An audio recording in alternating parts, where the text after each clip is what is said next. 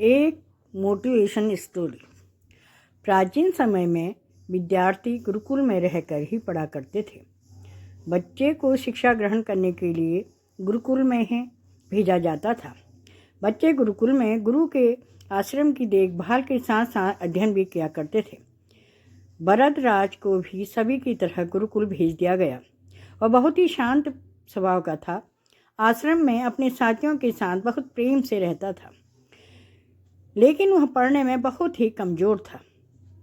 गुरुजी की कोई भी बात उसके बहुत कम समझ में आती थी, इसलिए सभी उसे मंदबुद्धि कहकर उसकी उपवास उड़ाया करते थे। उसके सारे साथी अगली कक्षा में चले गए, लेकिन वो आगे नहीं बढ़ पाया। गुरुजी ने भी हार मानकर उससे बोला, बेटा भरतराज, मैंने सारे प्रयास करके देख लिए हैं। अब यही उचित होगा कि तुम यहाँ अपना समय बर्बाद मत करो। अपने घर चले जाओ और घर वालों की काम में मदद करो।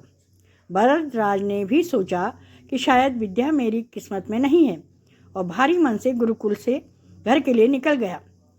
दोपहर का समय था। रास्ते में उसे प्यास लगने लगी।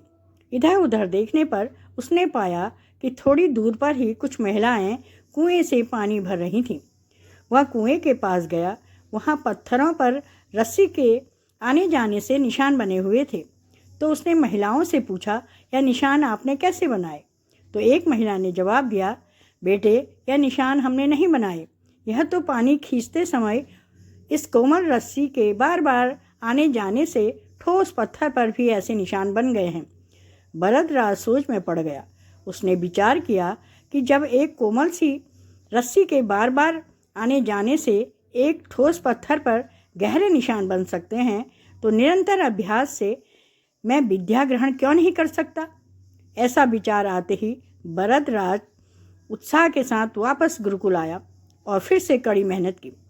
गुरुजी ने भी खुश होकर भरपूर सहयोग किया।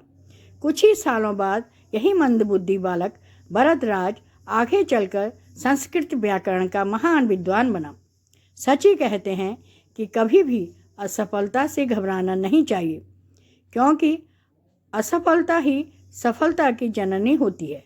बस ईश्वर पर विश्वास करके कर्म करते रहना चाहिए।